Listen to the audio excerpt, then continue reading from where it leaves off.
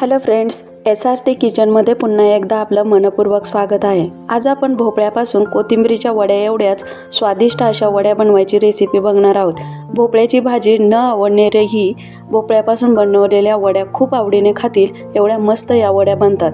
चला तर मग भोपळ्याच्या वड्या बनवायला सुरुवात करूया।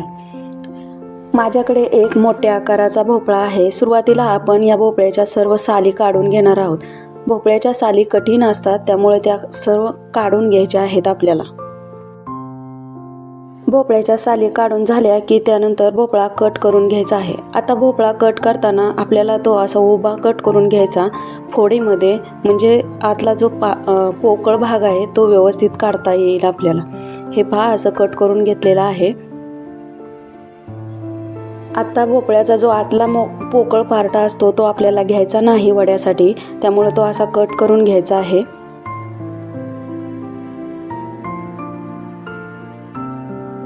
आता भोपळा कट करून आतला पार्ट काढून झालेला आहे आणि हे पहा, आता ह्या तुकड्याचा आपल्याला खिसून घ्यायचा आहे। एका खिसणीच्या साहाय्याने आपण हे सर्व तुकडे खिसून घेणार आहोत। आपले भोपळ्याचे सर्व तुकडे खिसून झालेले आहेत आणि भोपळ्यामध्ये पाण्याचं प्रमाण जरा जास्त असतं, तर आपण ह्या खिसामधून जे पाणी आहे ते काढून घेणार आहोत। जेवढं शक्य आहे तेवढं दाबत हे सगळं पाणी काढून घ्यायचं आहे आपल्याला। भोपळ्यातून आपण जर पाणी काढलं नाही तर वड्यासाठी पीठ मळताना आपल्याला पाण्याचा अंदाज किंवा पिठाचा अंदाज येणार नाही, त्यामुळं पीठ व्यवस्थित मळता येणार नाही। तर असं दाबत दाबत आपल्याला जेवढं शक्य होईल तेवढं या खिसातून पाणी काढून घ्यायचं आहे। आणि हे पहा, आपला खिस तयार आहे। आता भोपळ्याच्या खिसातून सर्व पाणी काढून झालेलं आहे आणि पहा, खिस मोकळा मोकळा झालेला आहे। आता यामध्ये अर्धा चमचा मीठ घालून घेऊया आणि एका मिक्सरच्या भांड्यात 5-6 लसणाच्या पाकळ्या घालून घेऊया आणि 3-4 हिरव्या मिरच्या घालून घेऊया। त्यानंतर त्यामध्ये अर्धा चमचा जिरे घालून याचं एक वाटण बनवून घेऊया। आणि हे पहा, असं जाडसर असं वाटून घेतलेलं आहे आपण हे। आता भोपळ्याच्या खिसामध्ये 1 वाटी गव्हाचं पीठ घालून घेऊया आणि वड्या खुसखुशीत होण्यासाठी पाव वाटी रवा घालून घ्यायचा आहे आपल्याला। वड्याला चांगलं बाइंडिंग येण्यासाठी 2 चमचे डाळीचं पीठ घालून घ्यायचं आहे। हे चणा डाळीचं पीठ किंवा बेसनचं पीठ वापरलं तरी चालेल तुम्ही। त्यानंतर वड्या खुसखुशीत होण्यासाठी 1 चमचा कॉर्नफ्लॉवर किंवा तांदळाचं पीठ घालून घ्यायचं। त्यानंतर लसूण आणि मिरचीचं जे वाटण बनवून घेतलेलं आहे आपण ते घालून घ्यायचं।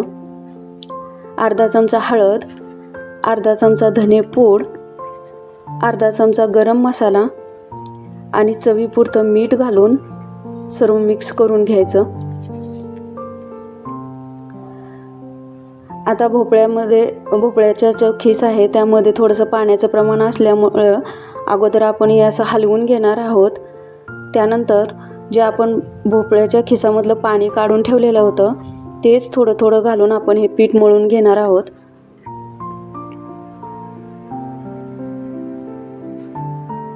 हे पीठ मळताना आपल्याला जास्त पाणी लागलेलं नाही। अगदी 2-3 चमचे आपण सुरुवातीला पाणी घातलं होतं, तेवढंच पाण्यामध्ये हे पीठ मळलेलं आहे। त्यानंतर कोथिंबीर घालून आपल्याला हे सर्व व्यवस्थित मळून घ्यायचं आहे। पीठ मळून झालं की त्याचे असे रोल करून घ्यायचे आहेत। कोथिंबीरीच्या वड्या बनवताना जेवढा आपण मोठा रोल बनवून घेतो तेवढा न बनवता असा छोटासा पातळ असा रोल बनवून घ्यायचा। आणि कढई स्टीम करायला ठेवली होती, ती कढई स्टीम झालेली आहे। आता त्यामध्ये हे रोल ठेवून घेऊया आणि 6-7 मिनिटासाठी आपल्याला हे उकडून घ्यायचे आहेत। 6-7 मिनिटानंतर हे पहा, आपले भोपळ्याचे रोल व्यवस्थित उकडलेले आहेत। आता हे रोल थंड झाल्यावर आपल्याला ते कट करून घ्यायचे आहेत। तुम्हाला जेवढ्या आकारात हवे आहे तेवढ्या आकारात तुम्ही वड्या कट करून घेऊ शकता। मी छोट्या छोट्या आकारात या सर्व वड्या कट करून घेतलेल्या आहेत आणि तुम्ही पाहू शकता वड्याला आतून मस्त जाळी सुटलेली आहे, म्हणजे वड्या आपल्या कॉर्नफ्लॉवर आणि रव्यामुळे मस्त अशा खुसखुशीत अशा बनलेल्या आहेत। हे पहा, वडीला आतून किती छान जाळी सुटलेली आहे। आता एका पॅनमध्ये 1 चमचा तेल घालून घेऊया आणि ते तेल असं पूर्ण भांड्याला पसरवून घ्यायचं आहे. त्यानंतर त्यावर पांढरे तीळ पसरून घ्यायचे आहेत आपल्याला. पांढऱ्या तिळामध्ये या वड्या भाजल्यामुळे वड्याने एक मस्त अशी चव येते, त्यामुळे पांढरे तीळ घालून घ्यायचे. त्यानंतर सर्व वड्या घालून घ्यायच्या आहेत यामध्ये. आपण वड्या उकडून घेतल्यामुळे आपल्याला जास्त वेळ परतायची गरज नाही. एखादा मिनिटभर आपल्याला ह्या वड्या अशा परतून घ्यायच्या आहेत. त्यानंतर यामध्ये बारीक चिरलेली कोथिंबीर घालून घ्यायची आहे. कोथिंबीर घालून झाल्यानंतर तुम्ही बघू शकाल वड्या किती आतून खुसखुशीत अशा झालेल्या आहेत. अशा खमंग आणि खुसखुशीत भोपळ्याच्या वड्या तयार झालेत. त्या एका प्लेटमध्ये काढून घेऊया.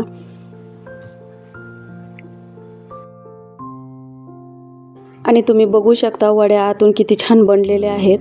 तुम्हीही एकदा या वड्या या पद्धतीने नक्की करून बघा. तुम्हाला ही भोपळ्याच्या वड्याची रेसिपी कशी वाटली ते कमेंट करून सांगा. व्हिडिओ आवडला तर व्हिडिओला लाईक आणि शेअर करा. चॅनलवर नवीन असाल तर चॅनलला सबस्क्राईब करायला विसरू नका. पुन्हा भेटू अशाच एका नवीन व्हिडिओसोबत. तोपर्यंत धन्यवाद.